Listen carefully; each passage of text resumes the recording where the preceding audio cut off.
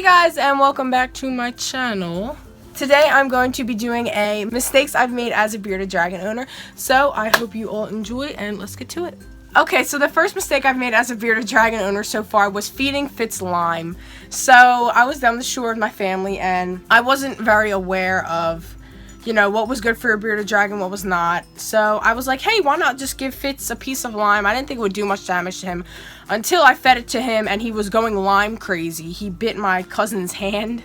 And then I just like thought of the idea, like, is this even really safe for him? Because, you know, I don't really, that's a big mistake I make. Like, I don't really look things up. Like, I knew the kind of idea, like, general idea, but I didn't look up everything I fed him.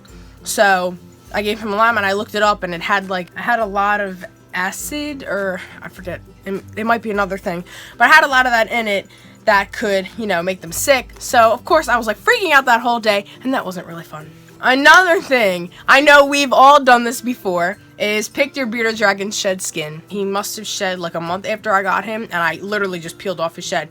Now, I only peeled the part off that was hanging off, so I didn't really like keep peeling, like trying to peel it, because I knew just from logic, like, that's not something you should do. So I just basically peeled off what was hanging off, but still you shouldn't do that because you're still opening raw skin and that can cause infection. You know, another mistake I make all the time is just let my bearded dragon free roam around my room. Like right now, he's just going behind everything that he's not supposed to be. Another mistake I made as a bearded dragon owner is put him in deep water. So one time I was giving Fitz a bath and I wanted to see if he could swim. So I filled the sink up really high to where he couldn't stand, and he was swimming for a while, but it got to the point where he got really puffy and his beard got really like puffed out and he was like hissing at me, and I got so scared. I was like, oh no, what did I do? I was afraid to touch him because I didn't want him to bite me, but I eventually picked him up and got him out and realized the water was way too deep for him to swim in. Another mistake I made as a bearded dragon owner, this wasn't really a mistake, it was kind of an accident. I don't know what in God's name made me do this, but you know, like sometimes you're like, oh, like let me just try this on my lizard because I can. I had a rubber band around his head, but it wasn't a tight one, like I promised. It was only like the little hair ties, and it was loose around his head, but I wanted to put it around him to see if I could make like a collar or something. I put Fitz in danger every day. And I was like trying to get it off of his head. So when I stretched it out and my finger let loose by accident and it smacked him in the eye. When I tell you, I've never cried so hard in my life because his eye was closed shut and it looked a little sunken, and I thought I knocked his eye out of his eye socket, and I was like, oh no, Fitz, I'm so sorry. So that was pretty scarring. Another thing, I've been wanting to show you guys this. I have a video right here I could show you. I had about 10 to 20, well, I asked for 10, but they gave me like 15 crickets in a bag, and I was trying to film it, and I opened it up, and I ended up letting all the crickets loose in my room.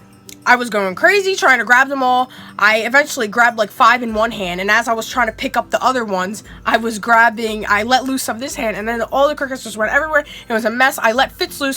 Obviously, you know, in the time I need him to eat these crickets, he does not want to eat them, so he's just sitting there looking around watching me fly around my room trying to catch these crickets because they're everywhere. But I was eventually able to grab most of them. I don't know where the rest are though, so they could be, for all I know, in my closet right now. Get that one right there. No. Well, guys, this is not how to feed your bearded dragon crickets. And here's one that you've all been waiting for. You guys know in my description of one of my other videos, I put that Fitz got his head stuck in a calcium container. So what I did was I put a worm in there, and I left him, you know, unsupervised, and I left the container downwards so he could see the worm in there. So he sticks his head in there, and he's walking around with a container on his head, and I'm trying to get it off of him, but because they have scales like this, it's kind of hard. Like, it's easy to get in, but it can't get out. And I'm trying to pull his scales out, but I can't really do it. I mean, he eventually got out on his own, but it was a little hard, and I didn't want to hurt him, so I kind of just let him do his work. But I did help him a little bit by, like, trying to pull this skin to get the scale out. And finally, the big reveal.